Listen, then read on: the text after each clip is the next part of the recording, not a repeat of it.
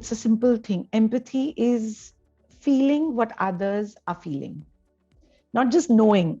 You can actually not physically feel it, but you know exactly what's going on with them. You can feel the pain of the other person, or you can feel the emotions of the other person. That is what empathy means.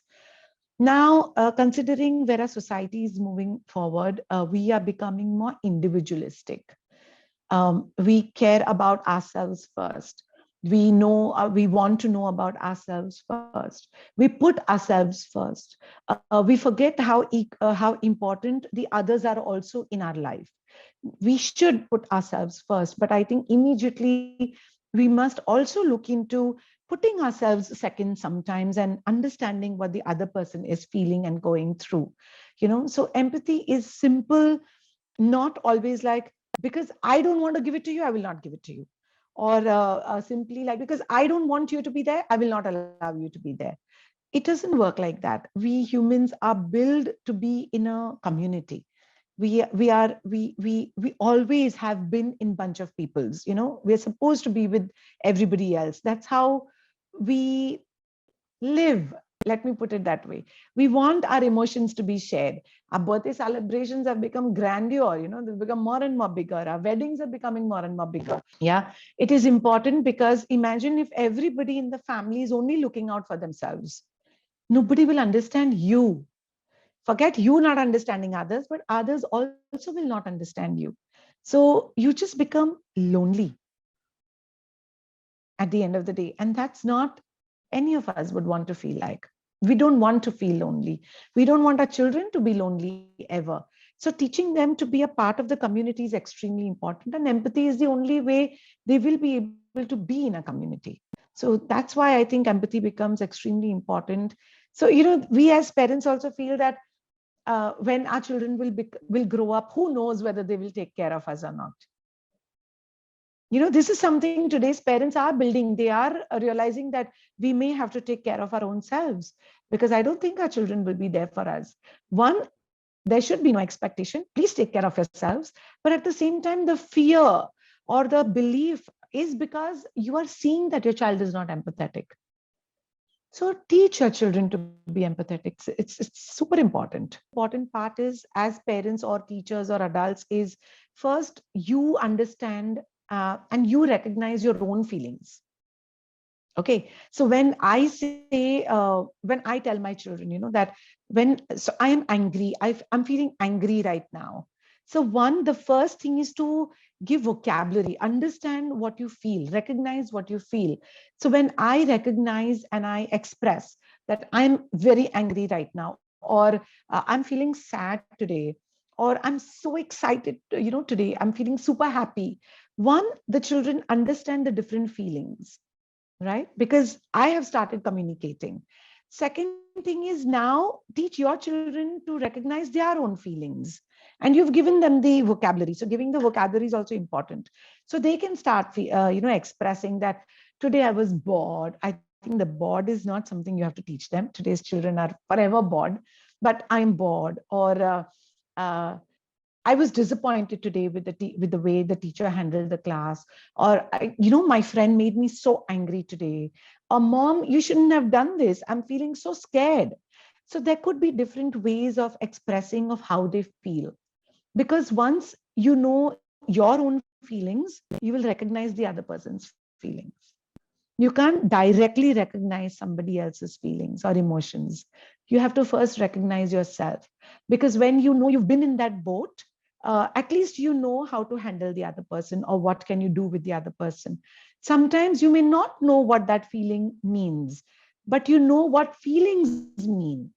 So sometimes you may say, what, I may not understand what you're going through, but I do understand that you're going through something. Let me be there for you. So one is to recognize your own feeling and communicate with your boy, with your son, with your student, or whoever that is. Then teach them to recognize their feelings. Ask them questions. Sometimes when they are grumpy or something, ask them questions. What are you feeling? They may say angry. Is it angry, or are you disappointed that something happened? Teach them the new vocabulary, right?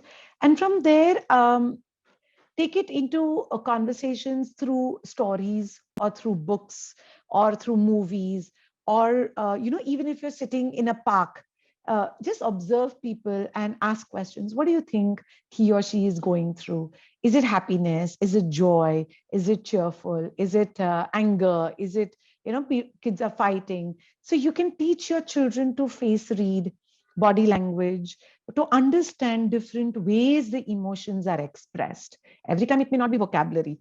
So it's very important to teach them different ways the emotions are also expressed. So even when you're sitting in a car and you may say, what do you think the other person who's walking on the road, what's going on in their mind? What do you think they are, going through? So these are the different ways to recognize different emotions, not only me and you.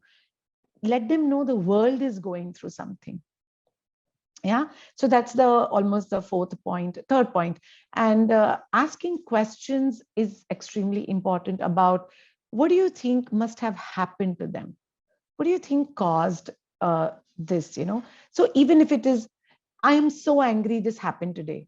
So the child will know to ask kind of questions like, why do you think you're so angry? Is it really because of this, or something else has happened and the anger is carrying forward?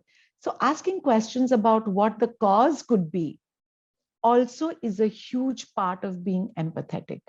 So sometimes you need to recognize where the root cause could have been. So, when, for example, if I am, for example, okay, hypothetically, I'm driving a car and I start swearing on the road, or I start, showing road rage. So, it's a very common question for my children to ask me, are you angry genuinely at that person, or something else is bothering you? So that could become like, wow, for me also it becomes like, yeah, you know what, there's no reason for me to get angry at these people. I'm actually bothered about something else. So this way that empathy can help. So teach your children to ask questions about what the cause could be and how they feel when they see others in these different emotions. So when I'm angry and I'm maybe throwing tantrums around, I can then ask my child, how did you feel when I was angry? They might say, I was scared, or, I was feeling bad for you, or I just wanted to leave you alone and walk away. So that also helps in recognizing what steps they could have taken so that I felt calmer, better. So there are these things you can teach your child about. They can recognize, or they could ask questions for the cause, and then recognize their own feelings of how they feel when the other person is going through certain feelings. And last but not the least, teach them to show that empathy. They might now be empathetic, but without the expression, the world will not know that you're empathetic. So learn to show that empathy, like hugging people when they are sad, or holding hands and sitting down to talk to them, or to just simply sit and tell them, I'm here for you. Do you want to talk? Teach them how to listen. Give them few sentences as replies that, for example, like this, I am here. Do you like to talk about it? Or I understand what you're feeling. Mm-hmm. I get it. So those are the kind of sentences they can use to show that they are understanding, they can feel your pain. So yeah, these are the some ways of teaching how to be empathetic and how to show empathy.